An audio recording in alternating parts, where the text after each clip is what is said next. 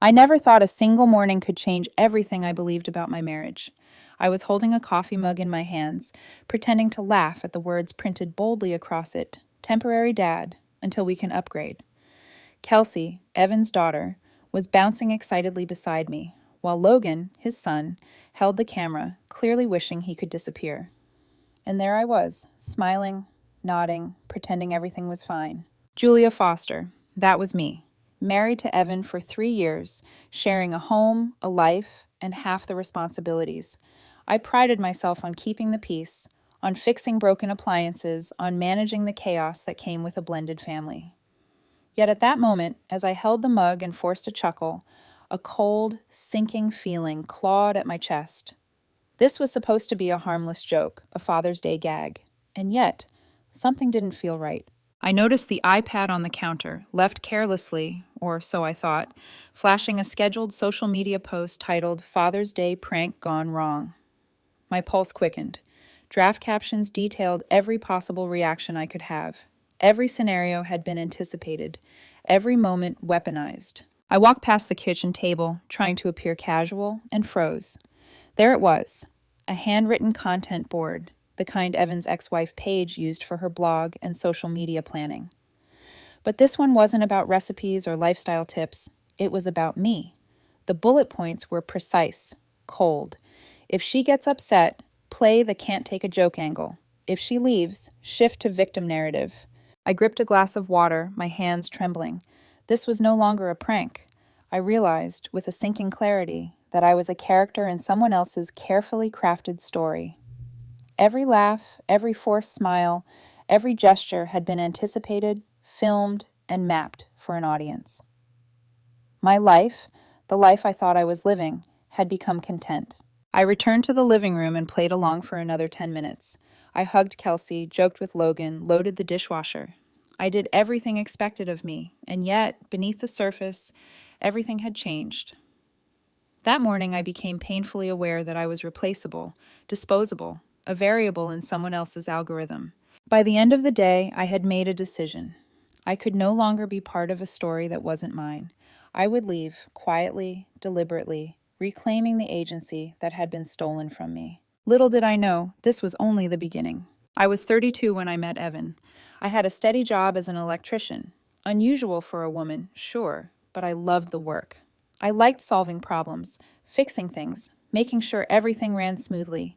It gave me control in a world that often felt unpredictable. Evan was 34, confident, charming, with a smile that could light up a room and eyes that seemed to see straight into your soul. We met at a community workshop on home renovations.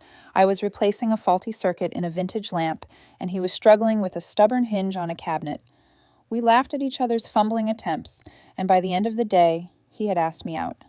That first date was magical in the most ordinary way. Coffee, laughter, and that thrilling sense that the world had just rearranged itself for us. Over the next months, we fell into rhythm quickly.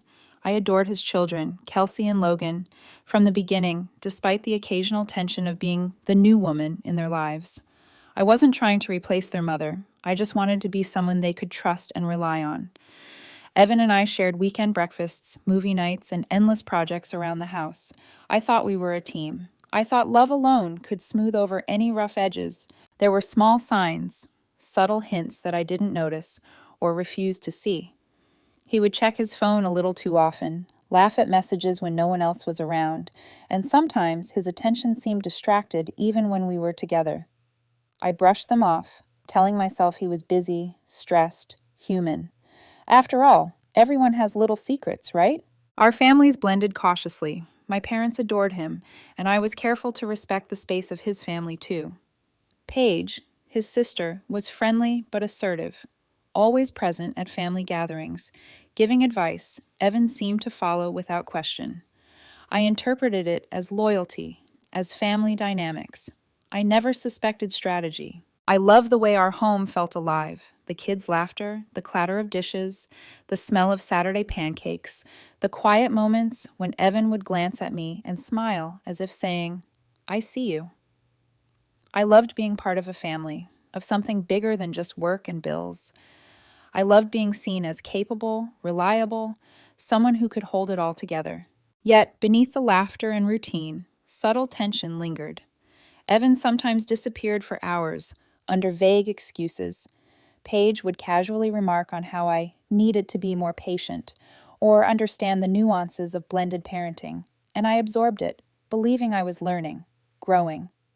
I thought I was strong enough to handle anything, until that morning with the mug, until I realized how orchestrated everything had been, how carefully my life had been curated for someone else's narrative. In retrospect, the signs were there all along. The staged smiles, the hidden scripts, the subtle manipulations. I had ignored them because I wanted to believe in love, in trust, in family. I had poured myself into a house, into projects, into children who were not mine by blood, but whom I loved fiercely. I had believed I mattered. I had believed I was irreplaceable. But love, I learned, is complicated when entangled with control and performance. And nothing, not even the strongest love, could protect me from the moment that morning arrived, the moment everything I thought I knew about my life cracked wide open. It started as small, almost imperceptible things, a delayed reply here, a missing call there. Evan would tell me he was running late, only for me to later discover he had been at a coffee shop with Paige, discussing things that never included me. At first, I brushed it off. I told myself I was overthinking, that blended families always had their complications. But the patterns began to pile up. He laughed a little too long at texts he'd hide from me. He occasionally made offhand comments about doing things differently that left a cold edge in my stomach. And Paige, she seemed to know exactly when to appear, to nudge conversations in a direction that made me doubt myself. Was I too sensitive? Was I imagining tension where there was none? The kids didn't notice, or perhaps they were too young to articulate the subtle strain in the house. Kelsey would chatter happily about school, while Logan often seemed preoccupied, glancing at Evan with an expression I couldn't read. There was a particular afternoon that still lingers in my memory. Evan left the house saying he had errands, but I saw Paige's car pull up shortly after. They disappeared inside together. I didn't confront him. I didn't ask questions. I told myself trust was key, that I wasn't in a position to question him. Then came the little manipulations that no one outside would notice. Family dinners were subtly staged, with compliments aimed to make me feel inadequate. "You're doing well, Julia, but perhaps this isn't quite how Evan prefers it." Words that seemed benign, even supportive, but carried an invisible weight, a reminder that my place was always conditional. I began to notice Evan's glances when he thought I wasn't looking, calculating, almost detached. And when I'd share my excitement about a home project or a family outing, he would respond. But the enthusiasm never felt genuine. It was polite, almost performative. I tried to rationalize it. Stress, work, fatigue. But my intuition, that quiet voice I had long trusted in my career and personal life, was sounding alarms I could no longer ignore. The tension crept into the children's behavior as well. Kelsey started laughing at jokes I didn't understand, jokes I felt were directed at me. Logan, once reserved but affectionate, grew distant, his eyes shadowed with something unspoken. I caught him once, mid-afternoon, staring at his phone with a seriousness far beyond his years. I asked him what was wrong, and he shrugged, forcing a smile. Something told me he was protecting me in his own way. Friends and neighbors began offering comments too, compliments that carried a subtle sting. "You're so patient with everything," one would say, or, "You're such a good stepmom, it can't be easy." I sensed admiration, yes, but also a quiet judgment, an implication that I was constantly measured and evaluated. Even the simple routines, cooking dinner, folding laundry, walking the dog, started to feel like performances. My life, my effort, my love was always under scrutiny, always observed, always weighed. I realized that my position in the family, in the household, was never truly solid. It was conditional on my reactions, my compliance, my ability to maintain the illusion of harmony. By the time the mug incident arrived, the morning I discovered the content board, the seeds of conflict had been growing quietly for years. Every ignored intuition, every small manipulation, every subtle exclusion had prepared me for the shock that I wasn't just a wife or stepmother. I was part of a carefully scripted narrative, someone else's variable, and nothing I had believed about trust and love could shield me from that reality. The cracks had been there all along. That morning, they finally split wide open. I had thought I understood my life. That morning, I realized how wrong I had been. It started with the mug. Bold, playful letters that read "Temporary Dad, until we can upgrade." Kelsey was bouncing around, giddy with laughter, while Logan held the camera, his expression a mixture of obligation and discomfort. I forced a smile, nodding along, pretending to find it funny. But something in my chest twisted. Then my eyes caught the iPad on the counter, lit with the glow of a scheduled social media post titled, "Father's Day Prank Gone Wrong." My heart skipped a beat. A draft caption outlined potential reactions I might have. Every sigh, every eye roll, every possible display of emotion, meticulously anticipated. My stomach dropped. This wasn't a joke. It was content, and I was the subject. I moved past the kitchen table, my hands clutching a glass of water, when I saw it, the handwritten content board. Paige's familiar script stared back at me. If she gets upset, play the can't take a joke angle. If she leaves, shift to victim narrative. My hands trembled. My chest felt tight, as if my heart was both pounding and sinking at the same time. I couldn't breathe. The board, the iPad, the scheduled posts, it all clicked. Every gesture, every reaction had been weaponized, every smile and laugh rehearsed. I returned to the living room, my voice shaking but controlled. Wow, really funny, guys, because that is exactly what I do. I keep the peace. For 3 years, I've been keeping the peace in this house. I swallowed hard, my throat raw. I've been half of everything, half the mortgage, half the fixes, all the responsibility. I glanced at Evan, who was adjusting the camera, oblivious to, or perhaps calculating my rising realization. "Julia, it's just a joke," he began, but I cut him off, my voice firm, despite the shock. A joke? Or a plan? How long were you planning this? How long was this prank actually about making me the content? My pulse hammered in my ears, my hands curled into fists at my sides. Evan's brow furrowed, a mixture of confusion and defensiveness. I don't know what you mean," he stammered. But I didn't need words. The iPad, the content board, the careful camera angles, they spoke louder than anything he could say. I felt the cold clarity of betrayal settle into every nerve in my body. Kelsey laughed, oblivious, while Logan's eyes were wide with unease. "Mom?" Logan's voice was small, hesitant. He had always been perceptive, too young, yet somehow aware of the undercurrents adults pretended didn't exist. I saw him glance at me, silently pleading, protecting me in his own way. I forced myself to breathe. 1, 2, 3. My vision tunneled, my muscles coiled, and yet, somewhere inside, a part of me detached, observing, calculating. I couldn't let this moment consume me entirely. I couldn't scream. I couldn't cry. At least not yet. I had to see the situation clearly. I walked past them to the kitchen, pretending to refill my water glass. The content board and the drafts of posts mocked me from the counter. I touched the mug with trembling fingers, the ceramic cool beneath my palm. Every word written about me was strategy, every possible reaction anticipated. I realized, with a mix of horror and icy resolve, that I wasn't a wife or a stepmother or even a person in this house. I was a variable in a social media algorithm, a character in someone else's story. Evan's voice came again, quieter this time. "Julia, I thought you'd find it funny. I really did." But the warmth in his eyes was gone, replaced by calculation, by performance. I could no longer see the man I married, the man I trusted.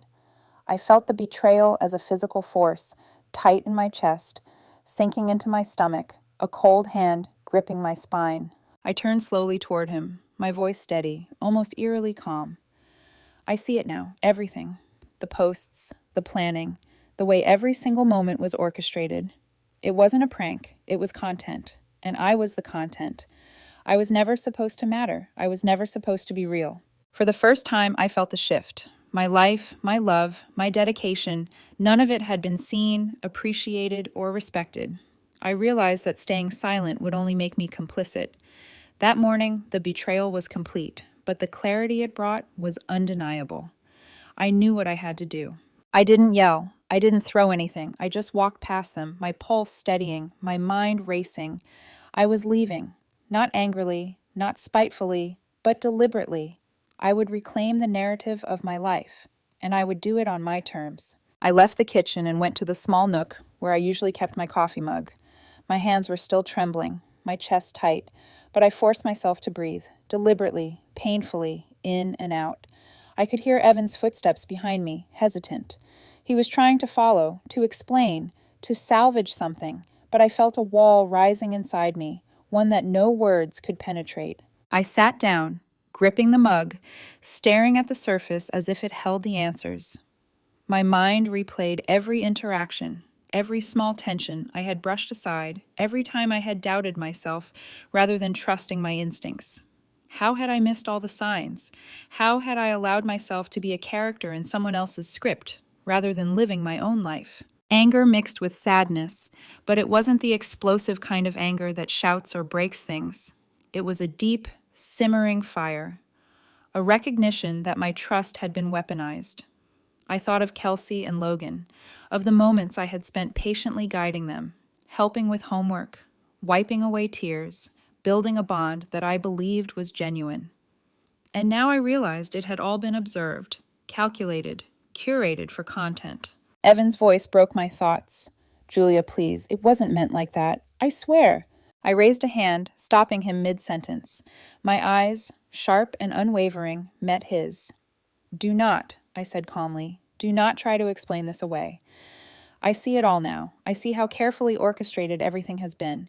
And I see that I was never supposed to matter. You and Paige and this whole performance.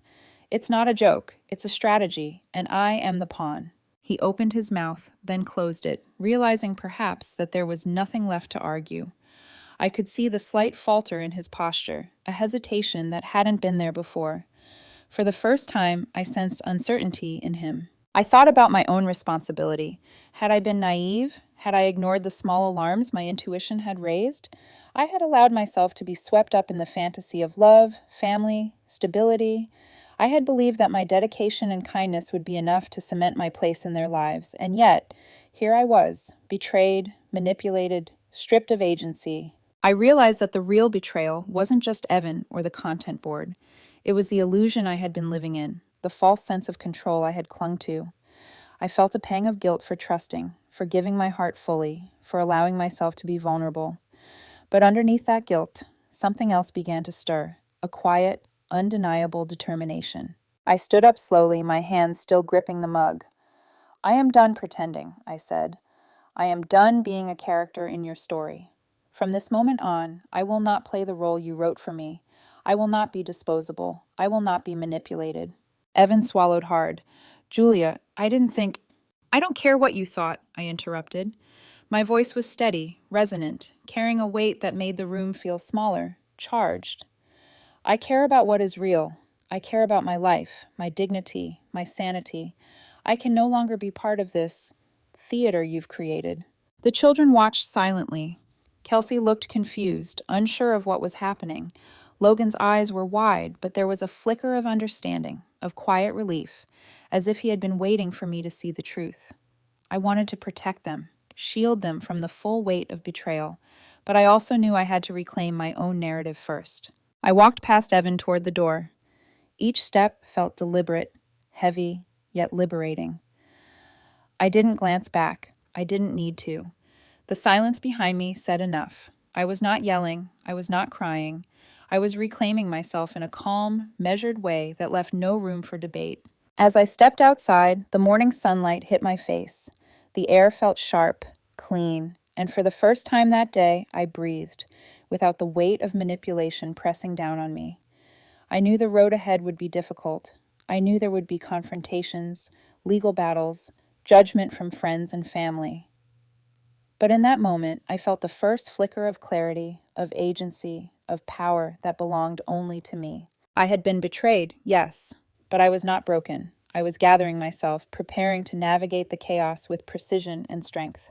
And for the first time in years, I understood something fundamental. Leaving was not cowardice. Leaving was the first step toward reclaiming my life. The days after that morning were a blur of quiet calculation. I moved into a small, modest apartment not far from the house I had once called home. The walls were bare, the floors slightly scuffed, but I felt a sense of freedom I hadn't experienced in years. The silence was deafening, yet comforting. No cameras, no scripts, no curated reactions. Just me and the reality of what had happened. But freedom came at a cost. The storm I had walked away from was not contained to the house. Evan's family quickly became involved. His mother, once warm and welcoming, suddenly appeared in my inbox with messages of concern layered with judgment. "Are you sure leaving was the right decision? You need to think about the children. Think about the family." Her words dripped with expectation, an implicit demand that I return to my role, to perform, to maintain the illusion of peace. I refused to respond. I couldn't. The more they pushed, the more I realized that their allegiance had always been conditional, tied to the narrative Evan and Paige had orchestrated. I began to document everything, the messages, the calls, the visits. Every interaction became evidence, a shield against the subtle pressures that sought to pull me back into their world. Even friends weren't immune. Mutual acquaintances approached me, hesitant smiles masking questions and insinuations. "Are you okay? It must be so hard on you." Their tone was almost accusatory, as if leaving had been selfish, reckless. Some asked probing questions about money, about the house, about Evan's well-being. I answered minimally, carefully, aware that any misstep could be twisted, turned into another story where I was the villain. Then came the new evidence, the bullet points that made my stomach churn. Logan, once again, was my quiet informant. He had begun secretly sending me screenshots of conversations, drafts of social media posts, and notes from the content board. I learned that Paige had been coaching Evan for months, preparing him for every possible reaction I might have. Every defensive word, every hesitant glance had been rehearsed. Every time I thought I was being ignored or misled, it was actually calculated, meticulously designed to manipulate perception, mine, the children's, and the public's. The first confrontation with Evan after I had moved out was tense. I had returned to the house to retrieve a few personal items, and the air felt charged, electric. Evan leaned against the doorway, his arms crossed, a smug smile playing at the corners of his mouth. "Julia, I think we need to talk. You're taking this too far." I shook my head, steady, controlled. "I'm not taking anything too far. I'm finally taking control of my life, of my story, and that's something you and Paige will never be able to manipulate again." He scoffed, stepping closer, his voice dropping. "You're turning this into a war. The kids need their father. You can't just walk away and expect everything to be okay." I met his gaze without flinching. "You've turned our family into a performance, Evan. The children, me, everything. It's all been content. And now you want to lecture me about walking away? I left because it was the only way to preserve what little integrity I have left. The kids, Logan sees it, Kelsey sees it, and eventually they'll understand that I did what I had to do." The conversation escalated quickly, voices rising, tension thickening the air. Evan's parents arrived shortly after, and with them came more judgment, more attempts to guilt me into compliance. I listened calmly, documenting each word, each accusation, each attempt to frame me as unreasonable or unstable. And yet, amidst the chaos, a transformation began. The confrontation, the scrutiny, the calculated manipulations, they no longer weakened me. Instead, they honed me. I began to recognize my own strength, the clarity of my intuition, the value of my own narrative. Every challenge, every push from Evan or his allies became a test I was determined to pass, not for them, not for anyone else, but for myself. I also realized the importance of allies, of people who could see beyond the performance. Rhett, the owner at the electrical supply store, became an unexpected source of support. Our conversations, initially about work and wiring, turned into discussions of strategy, of documenting and protecting myself. He reminded me that no one could twist my story if I controlled my responses, if I acted deliberately and strategically. Then there were the messages from Logan, small but pivotal. "Mom's plans are bigger than you think. Don't let them win." He was only 15, but his awareness, his loyalty, strengthened my resolve. The children, in their own way, were allies in a war I had not asked to fight, but now embraced as necessary. Every week the pressure increased. More friends offered advice, more family members voiced concern, more subtle attempts were made to draw me back. But I had begun to see patterns, to predict the moves before they happened. I was no longer reacting out of shock or hurt. I was calculating, observing, preparing. Each encounter, each confrontation, became a piece of the puzzle, a chance to assert my agency and reclaim control over a narrative that had been stolen from me. By the end of that month, the escalation had reached its peak. Evan's carefully maintained facade cracked in subtle but undeniable ways. I noticed him flinch when I spoke calmly, note when I ignored provocations, and hesitate when I documented his words. He was learning, as I had, that the person he had sought to manipulate was no longer a pawn. And I, Julia, was beginning to understand the depth of my own power. I was no longer merely reacting. I was becoming deliberate, strategic, and unyielding. The storm outside mirrored the storm I carried within, but unlike the tempest orchestrated by Evan and Paige, this one was mine, and I would not be swept away. The apartment was silent, too silent. The hum of the refrigerator, the faint ticking of the wall clock, even the occasional car outside. Every sound felt amplified, a cruel reminder of my solitude. I sat on the edge of the bed, staring at the floor, my hands clasped tightly in my lap. For the first time since leaving, the magnitude of everything hit me like a wave, pulling me under. I thought of the house I had once shared with Evan, the kids, the carefully curated illusions of family and love, the kitchen laughter, the staged moments, the forced smiles. All of it now felt hollow, poisonous. My heart ached not just for the betrayal, but for the years of my life I had given freely, believing in a reality that never existed. The weight of isolation pressed down on me. No friends could truly understand. No relative could see the intricacies of manipulation I had endured. Even Logan and Kelsey, though dear to me, were caught between loyalties, their own confusion and fear limiting the comfort they could offer. I realized with a painful clarity, I was alone, completely and utterly alone in the fight to reclaim my life. Tears pricked my eyes, hot and unbidden. I tried to swallow them, tried to steady myself, but the grief was relentless. It wasn't just sadness. It was a complex knot of anger, betrayal, guilt, and shame. Anger at Evan for turning our life into content, at Paige for orchestrating every move, at myself for trusting too deeply. Shame for having allowed manipulation to infiltrate my most personal moments, and grief for the family I had believed in, the future I had envisioned, now crumbling in slow motion. I wandered to the window, staring at the street below. Neighbors went about their mundane routines, oblivious to the storm raging inside me. I envied them, their ignorance, their simplicity. Even the air outside felt foreign, a reminder that I was no longer part of the life I had known. Then came the thoughts that clawed at my mind like sharpened fingers. Was it all my fault? Had I been naive? Could I have seen the signs sooner? Could I have stopped this from happening? Each question spiraled into the next, a relentless loop that left me drained and hollow. I felt the creeping weight of despair, the sensation that nothing I did could change the outcome, that even my efforts to reclaim control might be futile. I thought of Evan's smug face, the calculated expressions, the rehearsed words, the content board that had become the symbol of my betrayal. I felt sick, not just physically, but to the core of my being.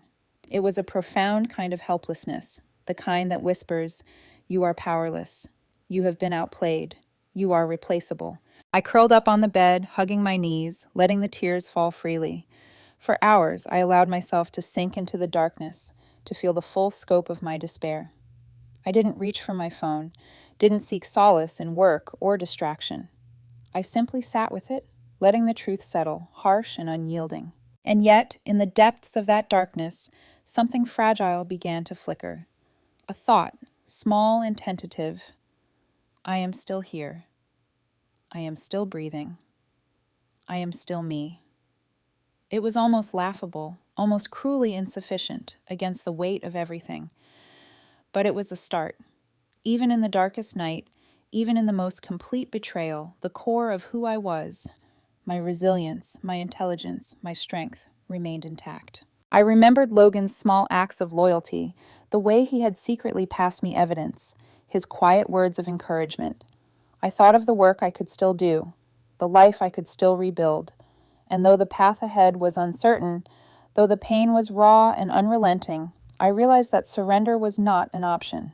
I stood slowly, shakily, feeling the ache in my muscles, the tightness in my chest, the exhaustion of my mind.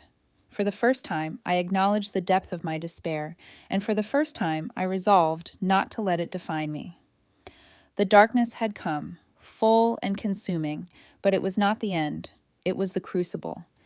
And in that crucible, I would forge the next version of myself, a version that would no longer be manipulated, discarded, or silenced. I sat back at the small desk in the corner of the apartment, staring at the blank page before me.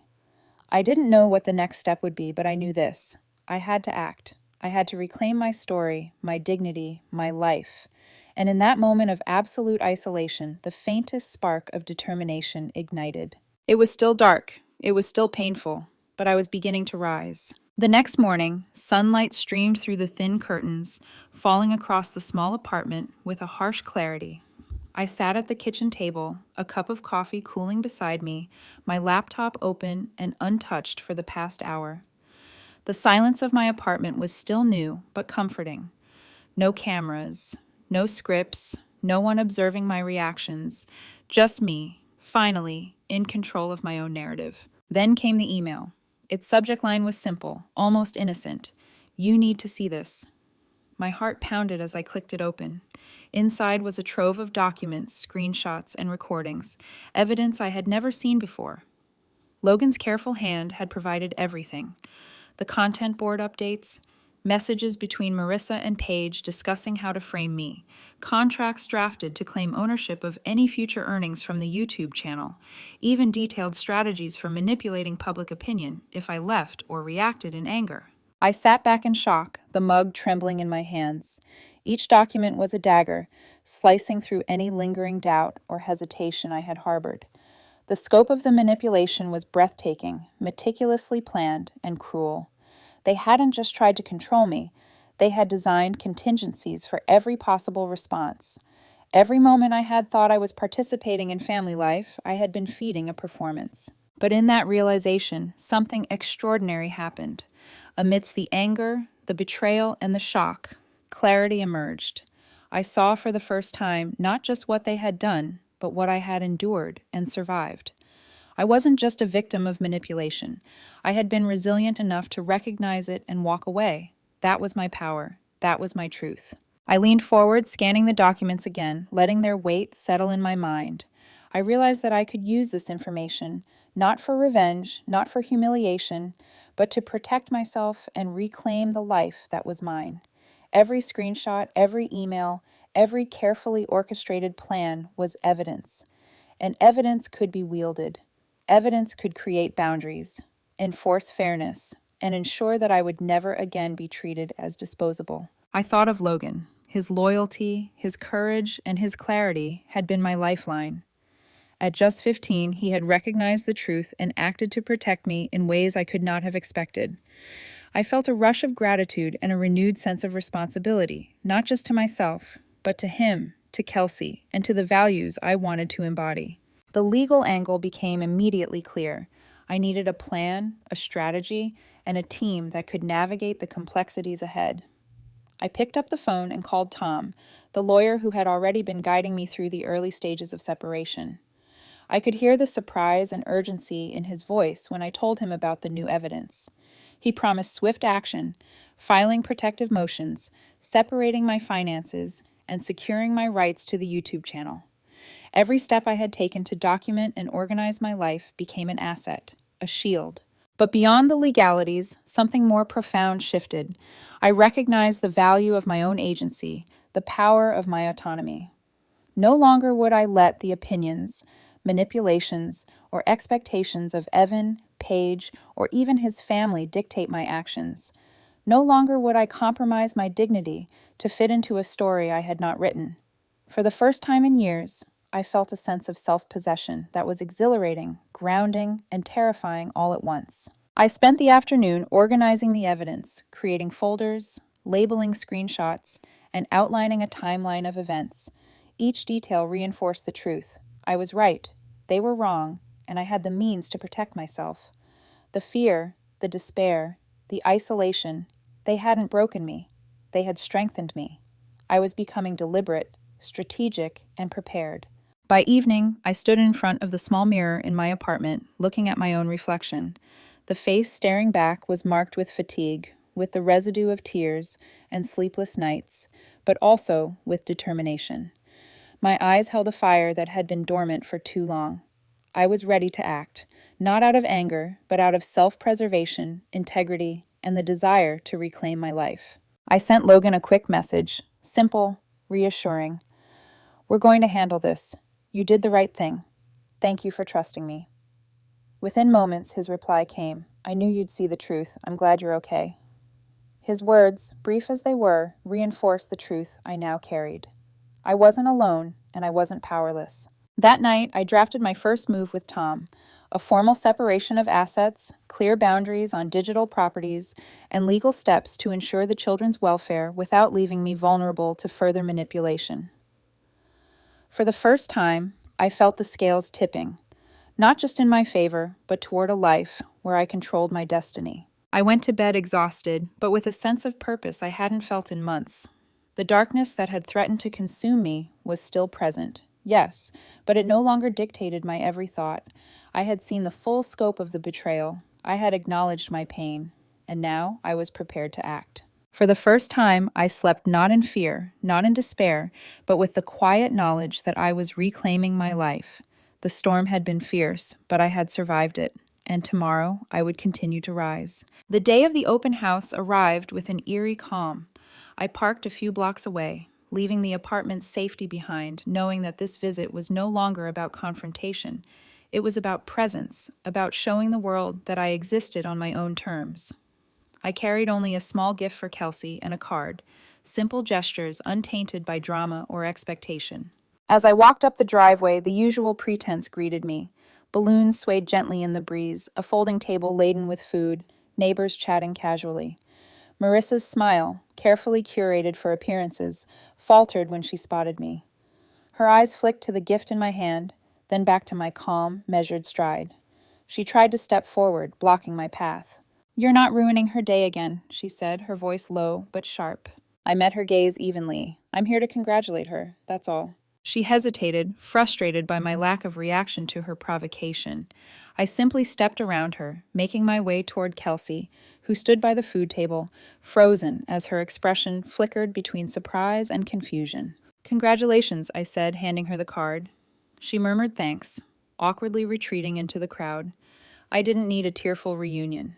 I didn't need to perform the role they had scripted for me. Presence alone was enough. That's when Paul, a neighbor, oblivious to the tension, called out, "Hey, Julia, good to see you. What happened to that Father's Day video? Did it ever go up?" The backyard went silent. Marissa's face drained of color. Paige, standing nearby, tensed, ready to intervene, but too late. Logan, who had been quietly observing from the steps, stepped forward with a calm authority that startled everyone. "The video never went up," he said clearly, his voice cutting through the murmurs. "It wasn't a prank. It was planned content. Mom and Aunt Paige wrote out exactly what to do, depending on how Julia reacted. If she got upset, they'd post it to make her look bad. If she left, they'd use it as leverage in court. It was never a gift. It was a setup." Gasps spread through the crowd. Faces turned, whispers rippling like waves. Marissa opened her mouth to reply, but Logan held up a hand. "I took pictures. I sent them to Julia. This whole thing was fake. All of it." The crowd fell silent, some processing, some judging. Friends exchanged shocked glances, neighbors murmured, and Marissa's carefully constructed facade began to crumble. The people who had been ready to offer sympathy, to reinforce her narrative, now faced the undeniable truth. The story they had believed was a manipulation. I stood quietly, hands in my pockets, letting the truth speak for itself. I didn't need to yell, argue, or justify. The evidence, the clarity, the calmness of my presence. It was more powerful than any outburst. Marissa tried to regain control, accusing me of twisting the story, of being bitter and vindictive. Logan shook his head, firm. No, this is reality. Julia didn't leave because of anger or bitterness. She left because she refused to be used. The crowd shifted uneasily. Marissa's friends and family, who had once whispered support and encouragement, now avoided her gaze. Her authority, her credibility, had fractured. Paige, realizing her coaching and manipulation had been exposed, stood rigid, powerless to intervene. I walked to the side, handing my lawyer Tom a USB drive containing the collected evidence, emails, content boards, registrations. He nodded in acknowledgement, understanding that the groundwork for legal clarity and protection was now laid openly, without spectacle. For the first time in months, I felt an overwhelming sense of peace. I didn't need revenge. I didn't need public humiliation to validate my experiences. The truth had revealed itself, and that was enough. I had acted with integrity, with composure, and with the quiet authority of someone who had reclaimed their narrative. Evan, standing nearby, looked defeated. The careful manipulation, the rehearsed words, the plans to control perception, they had all been undone by calm observation, clear evidence, and unwavering resolve. His relationship strained under the weight of exposure, and the veneer of the family unit he had attempted to orchestrate cracked irreparably. I turned away from the chaos, walking toward my car. The cool air hit my face, and I breathed deeply, savoring the autonomy I had fought to regain. Logan's words echoed softly in my mind. You didn't leave us. You left the show. I smiled faintly, a sense of quiet triumph warming me. The divorce was finalized 2 months later. I lost some shared assets, yes, but I protected what mattered most, my dignity, the YouTube channel I had rebuilt, and the knowledge that I would no longer be manipulated or used. Evan and Marissa had their consequences. Friends and family who had blindly believed the curated narrative reevaluated their allegiances. And I walked away, calm and unshaken, no theatrics needed. The mug that had once symbolized manipulation and betrayal now sat on my desk in my small apartment, holding wire nuts and screws. A simple reminder they had called me replaceable. They had tried to discard me, but walking away, standing firm, and reclaiming my life, that was the first thing I ever truly fixed for myself. The weeks that followed were quiet but purposeful. I arranged my apartment, set up my small filming corner, and immersed myself in the work I loved.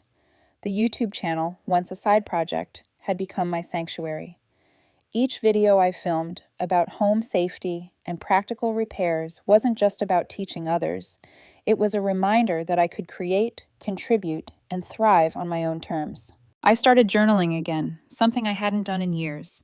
I wrote down every emotion, every thought, and every fear. But more importantly, I documented my victories, small and large, and the ways I was reclaiming my sense of self. For the first time in a long time, I was not someone else's character, manipulated for an audience or curated narrative. I was just Julia, complex, resilient, and fully myself. Occasionally, Logan and Qley reached out. We met for lunch, worked on small projects together, and laughed like we used to, but without the weight of manipulation. Seeing them thrive, seeing their smiles untouched by the staged dramas, reinforced a truth I had always known. Protecting my integrity didn't mean abandoning love. It meant redefining it on healthy, honest terms. I often looked at the mug on my desk, the one that had labeled me temporary. It no longer symbolized betrayal or loss. It was a reminder of survival, of standing firm when the world tried to control me. It reminded me that even when others attempt to discard you, your worth isn't dictated by them. Through this journey, I learned something invaluable. Walking away is not the same as giving up. It's a declaration, a refusal to participate in something broken. It's about reclaiming your story, protecting your peace, and honoring your own dignity. I was healing, slowly but surely. Each day brought more confidence, more clarity, more freedom. The darkness of betrayal no longer held power over me. It had shaped me, yes, but it hadn't defined me. And as I filmed my next video explaining how to safely check electrical panels, I realized something profound. Life doesn't always go as planned. People may try to manipulate, deceive, or discard you. But your strength, your resilience, and your integrity are yours to claim, and that claim cannot be taken. I smiled at the camera, hands steady, heart calm. The journey had been painful, layered with deception and heartbreak. But I had emerged, not just unbroken, but empowered. And that, I thought, is the lesson I would carry forever. Sometimes the best way to fix a life is simply to walk away, reclaim it, and live it on your own terms.